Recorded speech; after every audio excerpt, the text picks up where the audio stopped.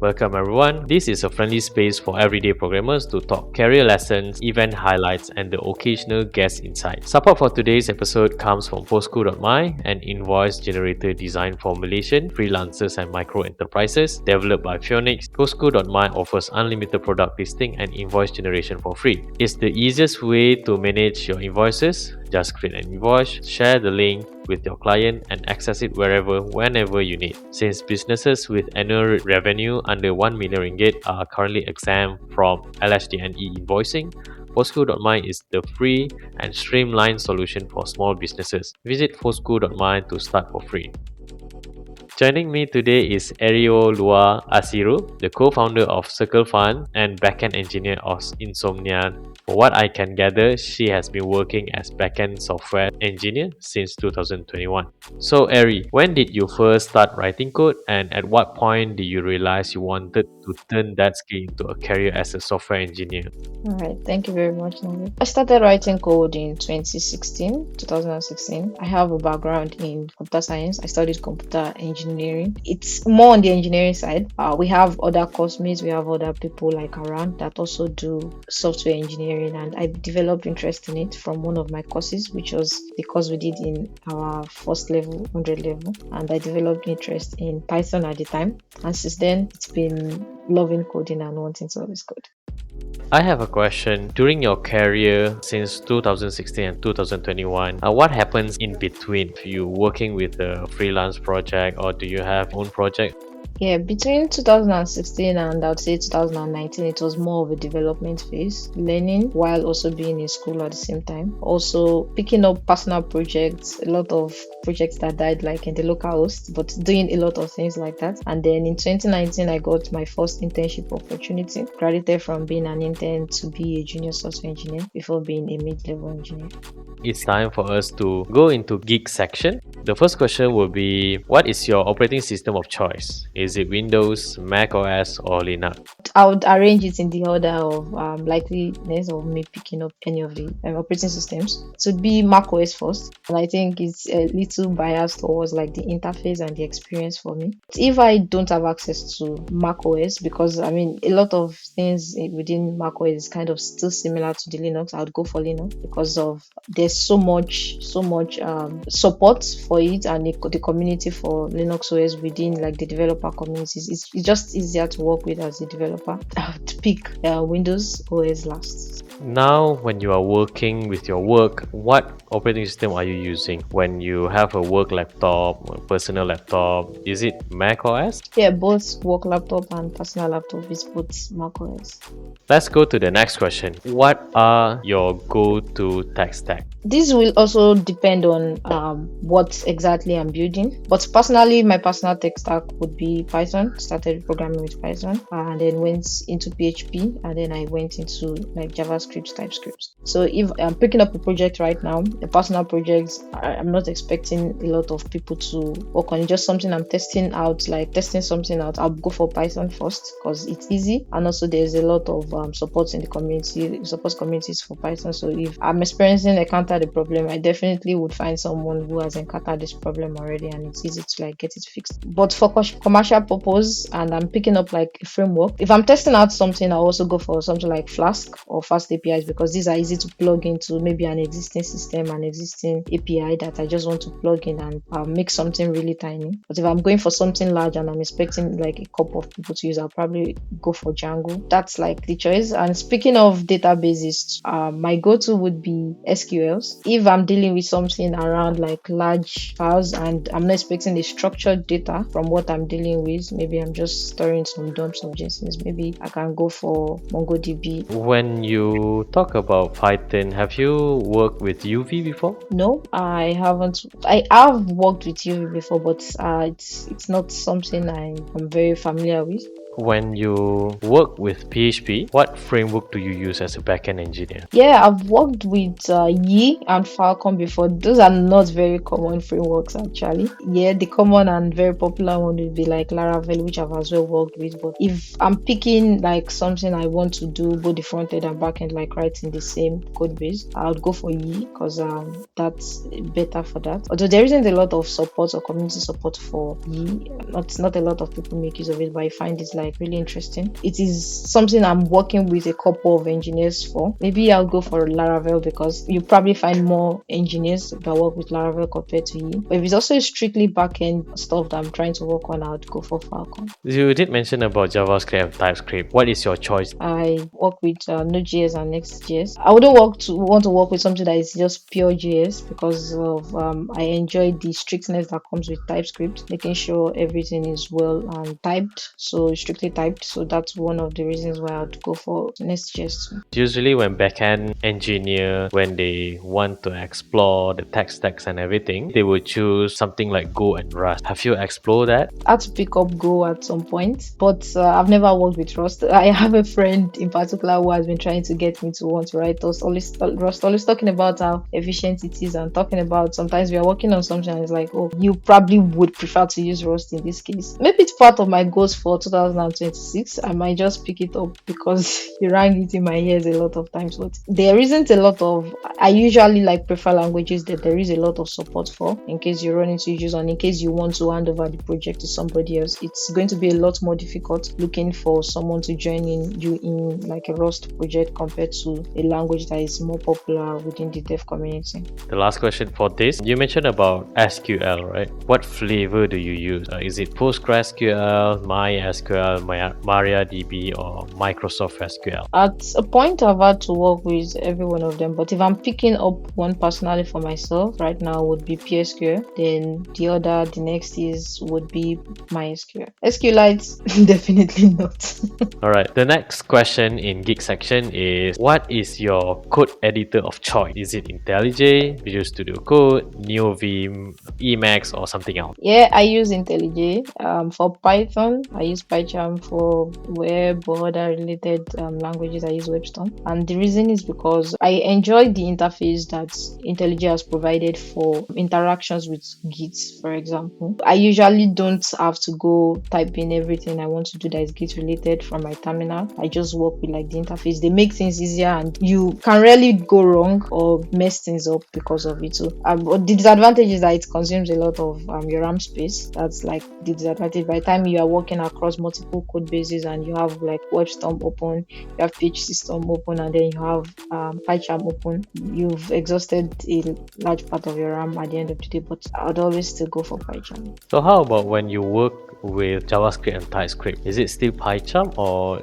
is it a different? It is the WebStorm, if I'm not mistaken. Yeah, it's going to be the WebStorm. But sometimes I just go to use VS Code if I'm trying to do something really quick and something like really light. But if I'm working on a code base that is like really large and I would want to interact with Git, also want to like see things a lot more clearly, I would really want to go for WebStorm in such cases. If I'm not mistaken, IntelliJ, for each editor, they have a pricing of annually, if I'm not mistaken. Do you pay for the subscription or you just use the free one? No, I pay for it. Mostly through my undergraduate, there are like packages for students. I use that, but I mean, once you're done with your undergraduate, your email expires, your university email expires. It's also easy to find someone who also has like a code that I could share.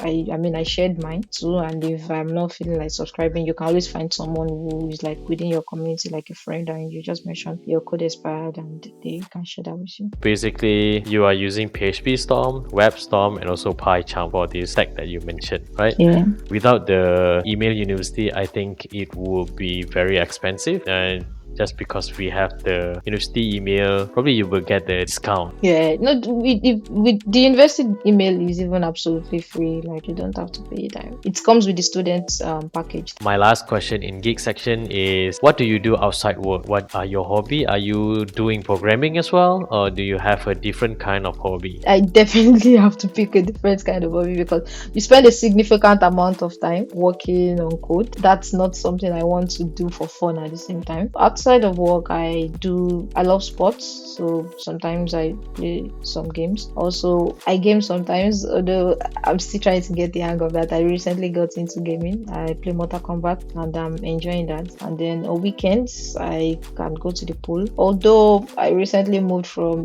a location to another, which I've not been able to find like a suitable location.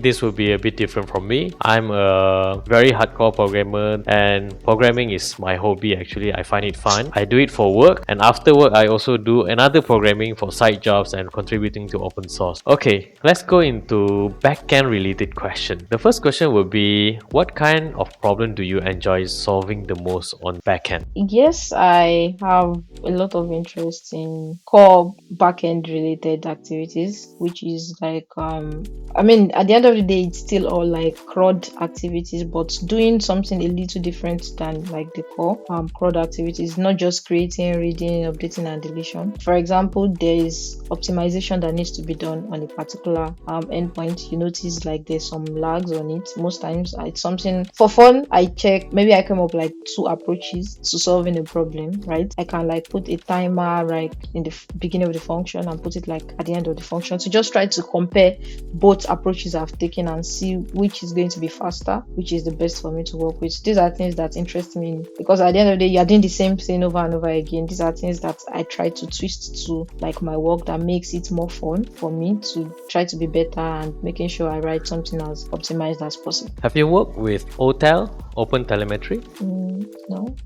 That is one way for us to actually trace the performance or the journey of our data from input until the output. So basically, if you are querying for a third-party services, then it will have how many seconds or milliseconds it takes to actually return to a value and continue to other things. Usually in the backend, you're not just communicating to one service, you might need to communicate with a lot of different services, billing services, authentication services, that kind of thing.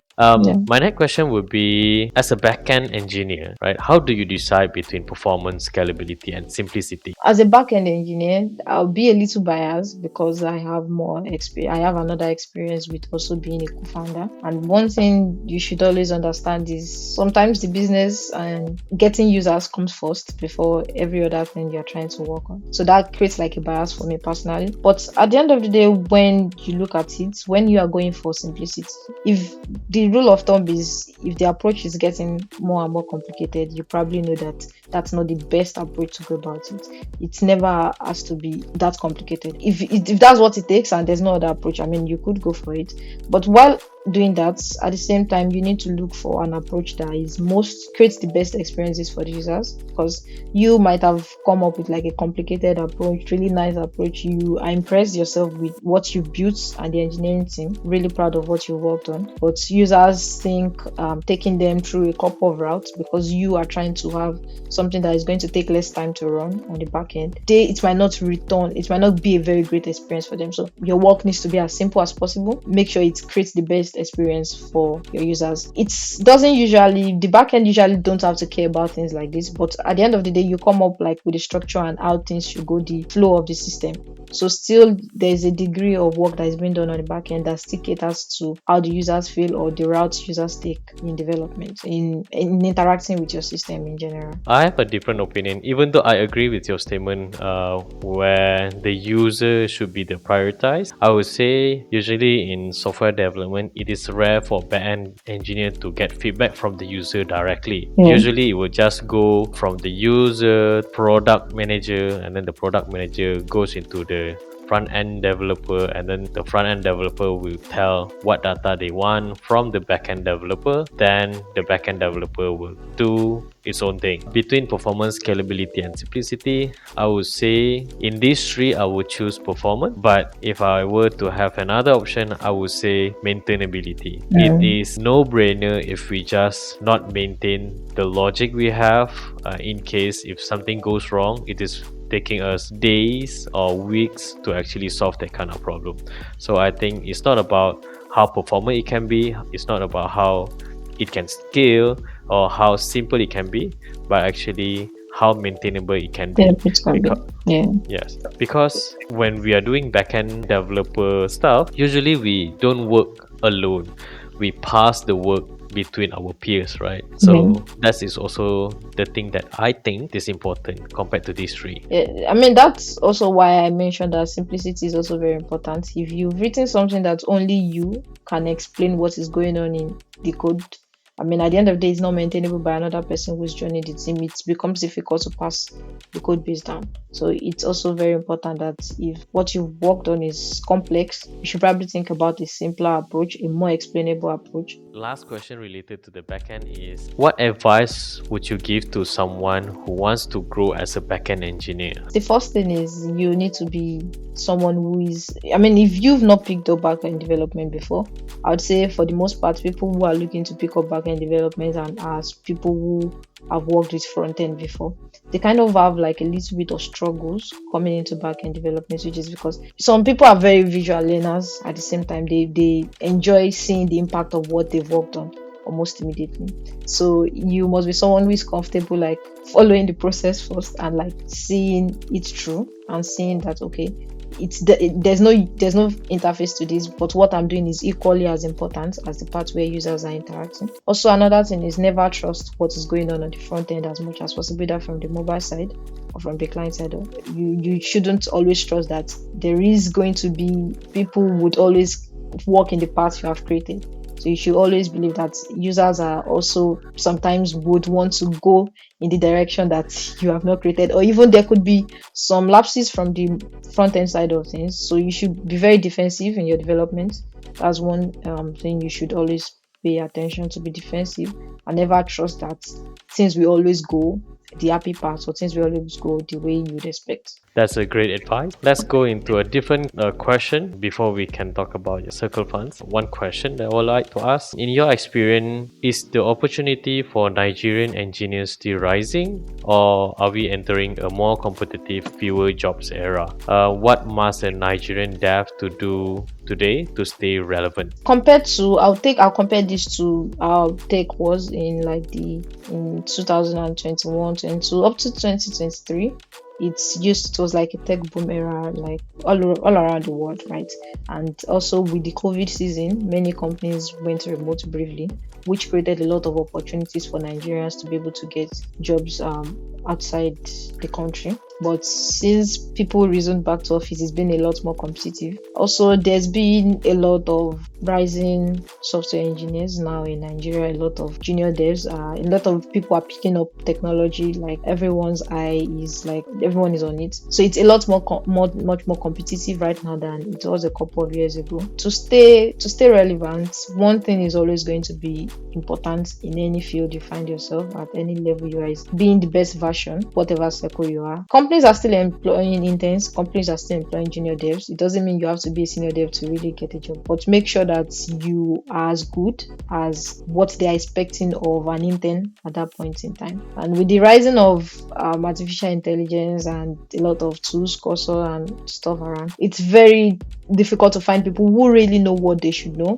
apart from people who just make things work through prompt. So there's a lot of prompt engineers, so understanding what you need to know, knowing what you need to know, understanding in depth and the core of whatever you are trying to learn will help you to stay ahead of your peers in whatever level you find yourself as a software engineer. That would be very great advice to any developer, not just Nigerian. There's a lot of prompt engineers nowadays, and it's very hard to actually distinguish between an actual backend engineer, whether or not they are junior or not, with the prompt engineer. Let's talk about CircleFund. Can you brief me through what is the history and what is the background and what is the vision of CircleFund? I'll start with the history and what started CircleFunds. CircleFunds is founded by myself and two other close friends of mine we went to the same university. And what started this is CircleFunds.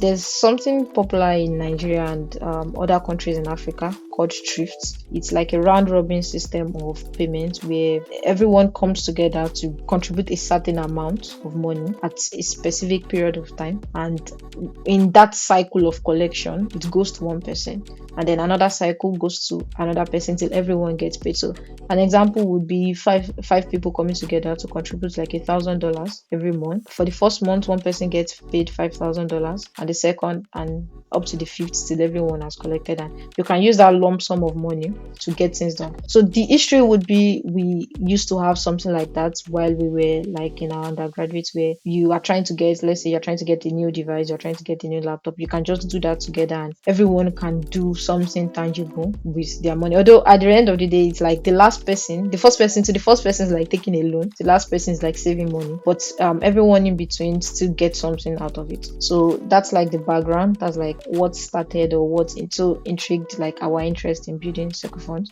So when we were done with university, we thought about a way this process could be automated, because it's something imbibed in like the culture of many African countries, right? So it's a very manual activity. You send money to someone who is like an admin for the thrift, send money to them, and the person is in charge of making sure everyone has made their contribution. This can be really stressful. So we built this app to like automate this whole process, from the collection to the payout to the individuals and to like withdrawing into their actual bank accounts. We handle all of that. Based on your background, in Malaysia, it is called Duit Kutu. It's a rotating saving club, something like that. Yes. So basically, this is illegal here. Really? Even though yes, even it is illegal, but some people still playing it among their friends. That's quite interesting to learn that it is illegal somewhere. It's very legal here. It's very legal. It's something that is part of like the culture in Africa, in Nigeria too. So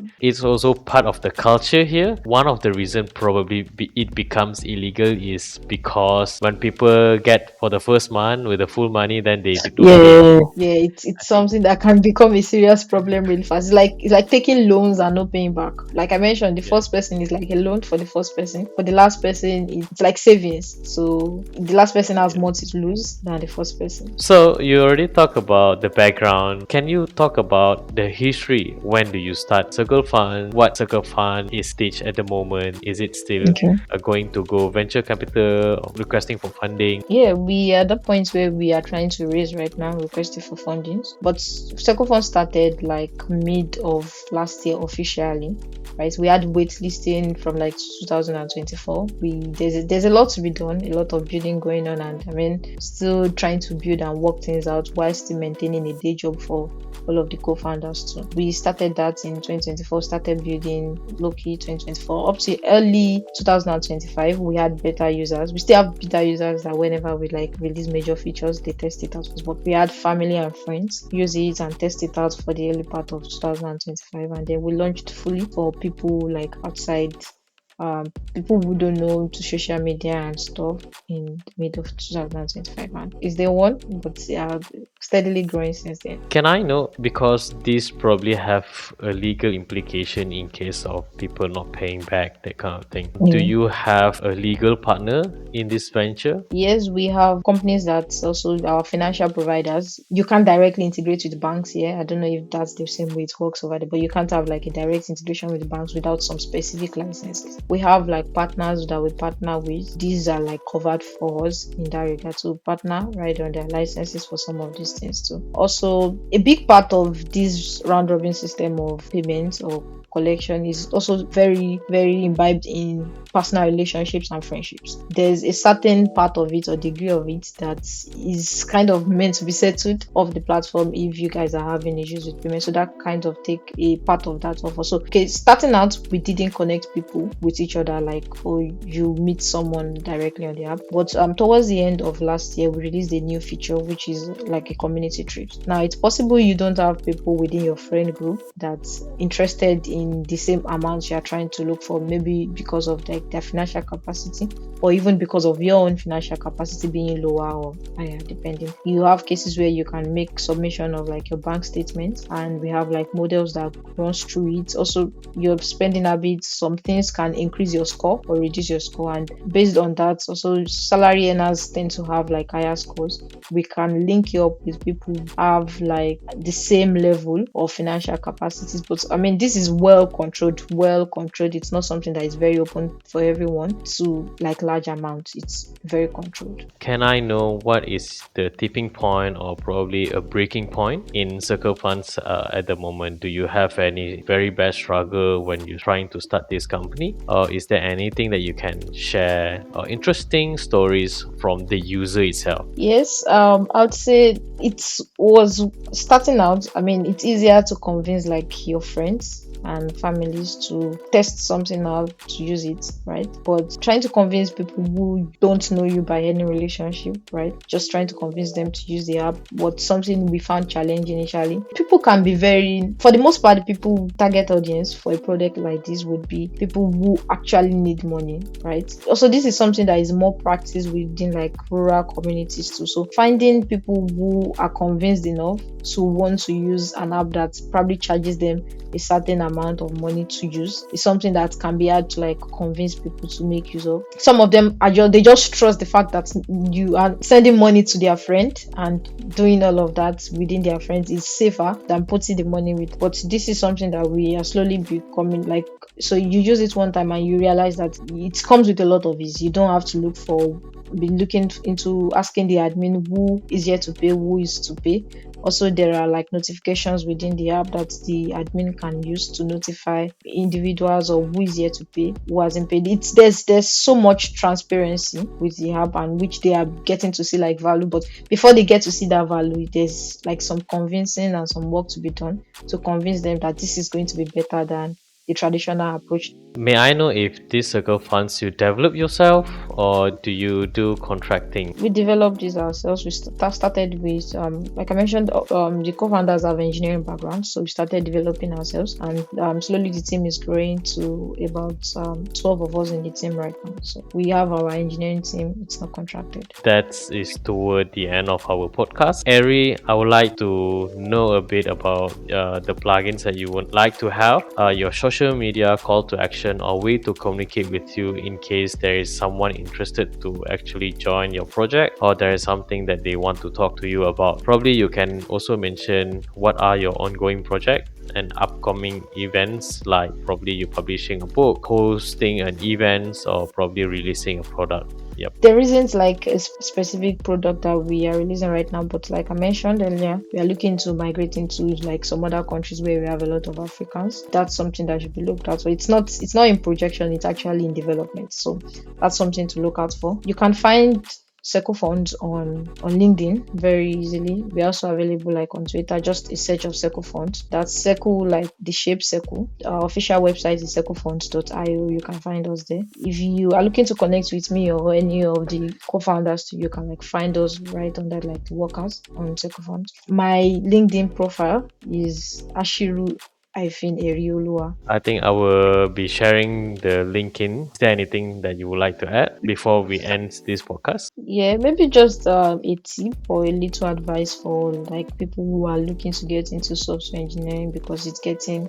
more and more competitive by the day. And my advice would be to always be involved in a community. Being a software engineer is not something you want to like maybe be a low ranger. Most people find themselves in this field are like more introvert than extrovert actually, but still it's a community of people that are like-minded will always be helpful. It will help you you don't have to study everything. At the end of the day, you only know what you've heard about before, and you can only hear about things and understand them more because you've heard about it before through communities. Join a community, join a group of people, not physically, not necessarily physical.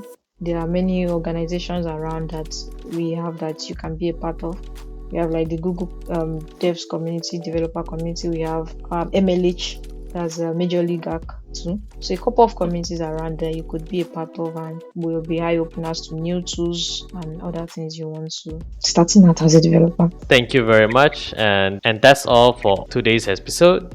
Huge thank to you, Ari, for taking the time to share with such great insight and stories with us. It was honestly a pleasure having you on. Thanks to everyone for listening. If you enjoyed this episode, don't forget to follow and share it. I'll catch you in the next one. Bye bye.